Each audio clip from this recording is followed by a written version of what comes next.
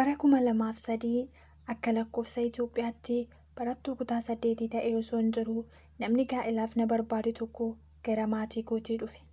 Maatiin koos barumsarra waan jirtuuf amma isiniif kennuu hin dandeenyu jechuun didan. Maatiin nama na jaallatee sunis lakkinuutoo ni barsiifna. Barumsa ishee addaan hin kuttu garuu mucaa keenya fuusisuu waan barbaanneef intala keessan nuu kennaa jechuudhaan maatii koo amansiisan. Maatiin koos tolee jedhanii qorumsa kutaa 8ffaa xumureen gara gaa'ilaatti gale. Maatiin duraan ni barsiifna jedhanii waadaa galanis gaafa harkaan na ga'atan garagalaniiyyuu na ilaalle. Anis barumsa koo dagadheen jireenya mana koo mo'achuuf tattaafachuun eegale. Abbaan manaan koo wanti inni ittiin nu jiraachisu gahaa qabaatee osoo hin taane innis ta'ee maatiinsaa fuudhuu fi fuusisuu qofatu mata duree isaanii ture. Gaa'ilatti galee waggaa tokko booda nan ulfaa'e. Yeroo isaattis nan da'e. Garuu waan mucaa koo ittiin guddisu tokkoyyuu hin qabnu. Abbaan manaan koo hojii guyyaa hojjetee ishee argatee nu jiraachisa. Anis da'ee ji'a 6 boodaa hojii guyyaa hojjechuun jalqabe.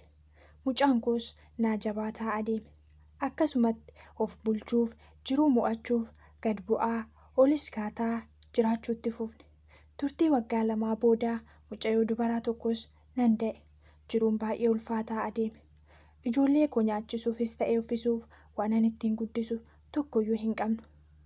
Taa'een itti yaada. Biyya kana keessatti jiruu mataa kootii geggeeffachuuf, ijoollee koos guddifachuuf haalli kamiyyuu naaf waan hin mijanneef gara biyya ormaa deemuun qaba jedheen murteesse. Mucaa koo hangafa abbaa isaa biratti dhiisee ishee xiqqoommoo haadha kootti kenneen gara biyya harabaa deema. Ijoollee koo jiruun ani keessa jiraadhu kanatti guddachuu hin qaban. Anis haala guddina isaanii mijeessuu fi ofii kootiifis rakkoo kana keessaa ba'uutu naaf mala jedheen abbaa manaa koo mariisise. Innis tolee naan jedhee piroosesii eegalle. Osoo hin turiin viizaan koo naaf dhufe. Ijoollee kootti nagaa dhaameen mudhii koo hidhadhee imala koottan fufe. Akkuman hojii eegaleen mindaan koo ji'a gaafa ga'u ija kootiin osoo hin argin hojjechiistuun koo gara abbaa manaa kootitti naaf erguu jalqabde. Innis jabaadhu anis waan hin argadhe walitti qabeen isa ati ergitu waliin waan yoo galtu itti boqottu nan hojjedha naan jedhee abdii natti godha.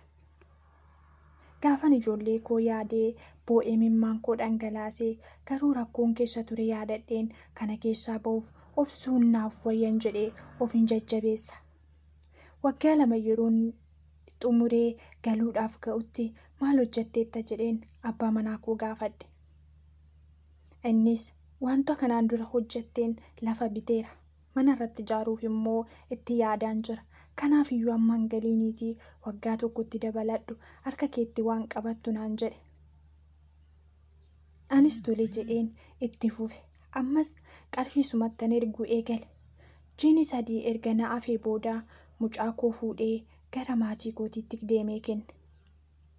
Maatiin koos mucaa nuuf fideera garuu inni garatti deemuu barbaade nuuf hin galle jechuun naaf himan. Bilbila isaa yeroon bilbiluu inni bilbila isaa cufateera.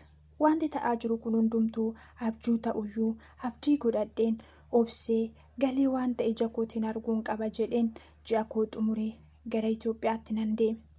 Maatiin koo dhufanii na simatan. Anis gara mana keessaa bahee deemeen namoota ollaa nan gaafadhe. Yoon achi ga'u namni tokkoyyuu hin jiru. Manni koos duwwaadha. Mana inni kireeffadhee isa wajjin jiraachaa ture keessaa namni biraa kireeffatee jiraachuu eegaleera. Namoota ollaa tokko yoon gaafadhu innoo naannoo biraatti mana ijaarrateera. Haadha manaas fuudhee jiruu mataa isaatii jiraachuu jalqabeera. Kanaaf iyyuu ati obsa godhadhu waan ta'e hundumayyuu danda'iitii jireenya kee atis geggeeffachuudhaaf murteeffadhu naan jedhanii namoonni na jajjabeessuu jalqaban.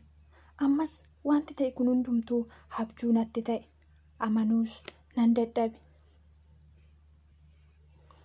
Obsa godhadheen ija kootiin nan arga waan ta'e kana jedheen naannoonni itti mana ijaarratee galetti namoota waliin iyyaafadhee nan deeme.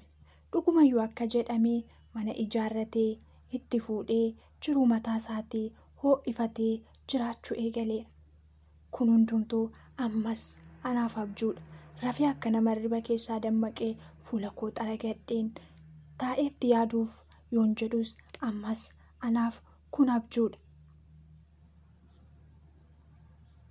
Waan tokkoon murteesse amma yoon seeratti dhiyeesses deebi'ee isa waliin jiraachuu hin danda'u.